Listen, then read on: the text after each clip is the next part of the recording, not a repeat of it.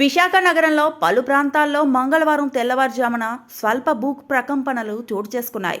Arilova, Adavivaram, Madhavadhara, Akkayapalem, HB colony, Allipuram, Endada, Bheemili, పెందుర్తిలో తెల్లవారుజామున 4:18 స్వల్ప భూ ప్రకంపనలు వచ్చాయి. పెద్ద శబ్దంతో భీమిలి బీచ్ రోడ్లో భూమి కంపించింది. సింహాచలంలో స్వల్ప భూ ప్రకంపనలు చోటు చేసుకున్నాయి. దీంతో ఇళ్ల నుంచి ప్రజలు బయటకు పరుగులు తీశారు.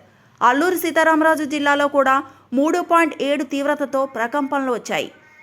మాడుగుల సమీపంలో 10 కిలోమీటర్ల లోతులో భూకంప కేంద్రాన్ని గుర్తించారు.